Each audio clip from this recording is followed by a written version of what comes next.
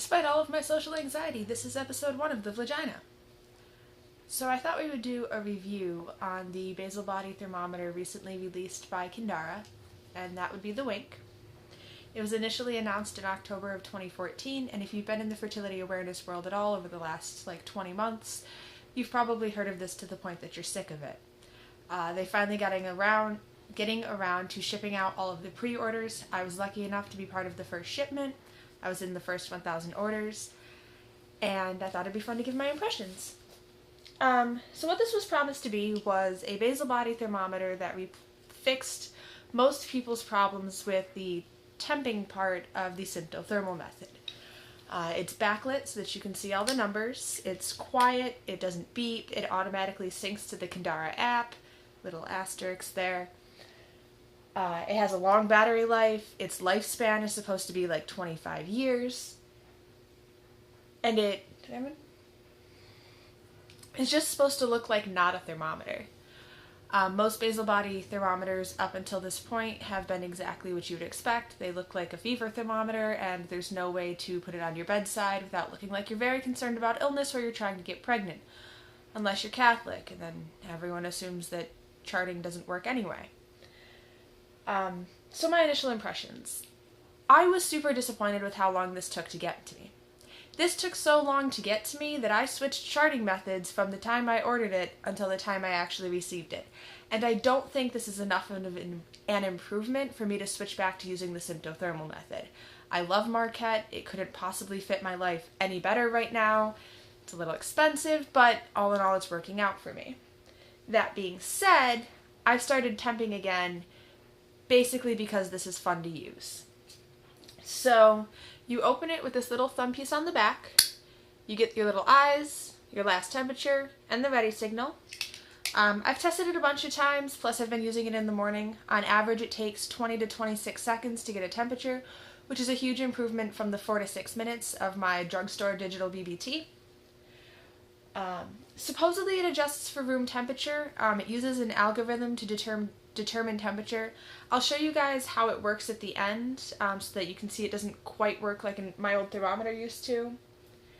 It's very quiet. My partner doesn't notice it at all.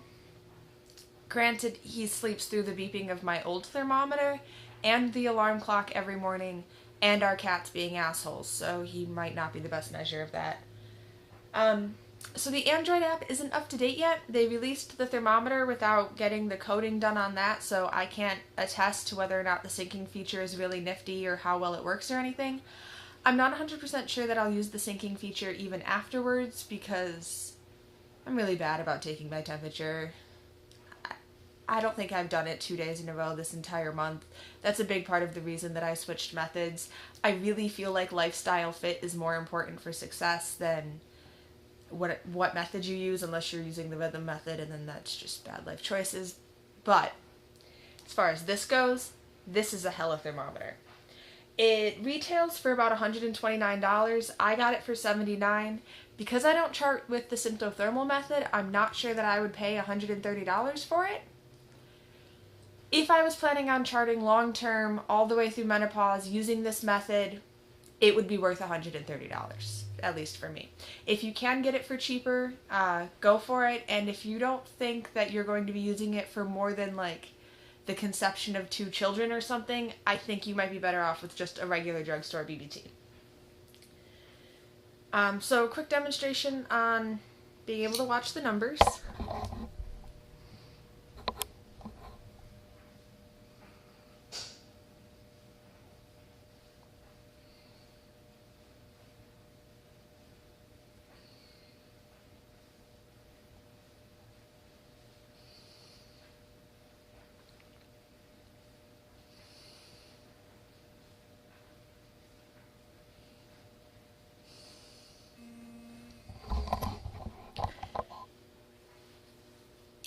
Sorry about the weird angle.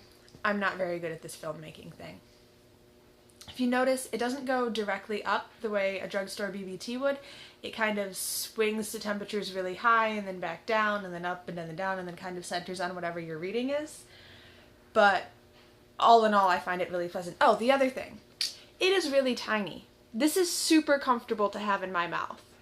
I would even prefer this if it took like 6 minutes, just because it doesn't make my teeth and my jaw hurt from having to hold it into place.